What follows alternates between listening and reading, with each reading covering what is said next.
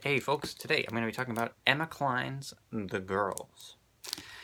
Now, this book, I call it the cult book because it's all about a Charlie Manson-ish style cult and it took place in the 60s. It's about a girl who's 14 who gets involved with this cult. And now it's told by her adult counterpart.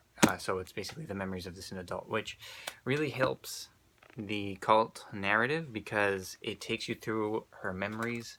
It's like you're walking through her memories with her, which really helps the narrative because she's a very gentle narrator. She takes you through. She's like, okay, these experiences were terrifying, and they are. You're terrified the entire time, but you're like, oh, she's like, at least I'm here with you through these experiences. You're not alone like I was.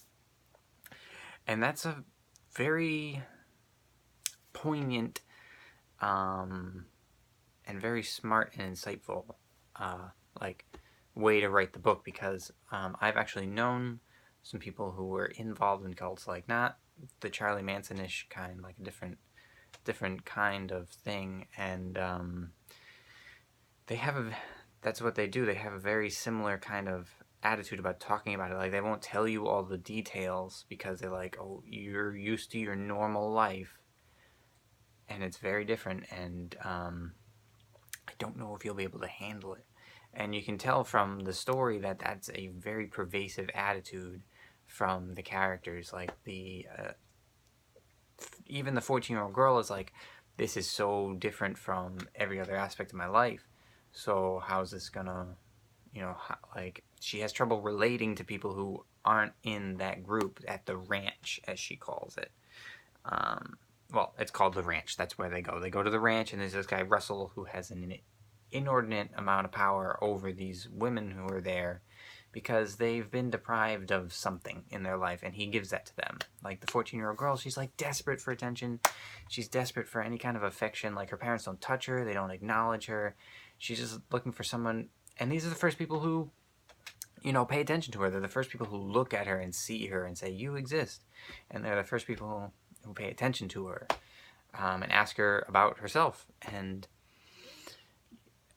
she's drawn to that, and it makes sense. Like, that's the thing. Emma Cline, she unpacks this novel very slowly, very gently, very rationally. So we never feel like, oh no, I would never make that choice. This girl is so crazy. She's being so reckless. Well, no, she's making rational choices that, to be around these people. And these people, because you don't know, because we live safely in our post-Charlie Manson world. We're on the lookout for these things. We have helicopter parenting now. We don't do the hitchhiking thing anymore. We don't trust people as much anymore, though, because of things like this. And, we just, at this point, she breaks it down, she unpacks it, she makes it very rational, even though what ends up happening is crazy and terrifying. But it's rational. Like, it makes sense of something that a lot of people wouldn't understand. And that's why you get the attitude. It's like, we don't know. I don't know if you'll be able to handle it. Well, maybe you won't be able to handle it, but, Emma Cline really helps you unpack it. And that's one of those, that's why I feel like it's a really true story, because of that attitude and because of another one. And it's like the lingering fear after she gets out. It's like one of those, it's like almost like PTSD. It's like you get out of it, you get out of the situation and you're separate from the people, but it's like you still feel like the control that they had. Because that guy Russell, he had a ton of control because he would manipulate these women based on their insecurities and their deprivations. He would say, oh, no one's loved you, but I can love you. So he manipulates them in that way. And she still feels manipulated in that way. She's still looking for the looks that they would give her, and, she would acquiesce to whatever that look meant, and she would feel them looking over her shoulder, and she would feel their presence around her, even though, nothing was around her afterward.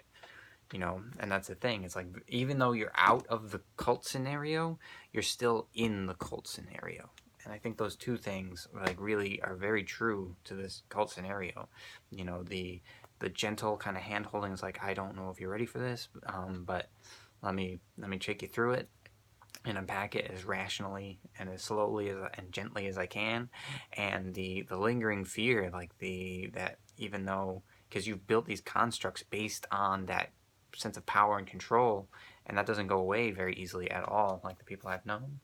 It takes years to get over it, years and years, and it's like still lots of lingering things, and it's like very, very difficult. And you know, this girl, she's 14, she was in it for a summer, you know, so kind of quick in and out. I mean, before she went off to boarding school, and yeah, she takes you through her world, filled with very normal people, very conventional people, very deprived people, and then these other people who are very real and very different, but also very warped and malnourished. That's a big contributing factor.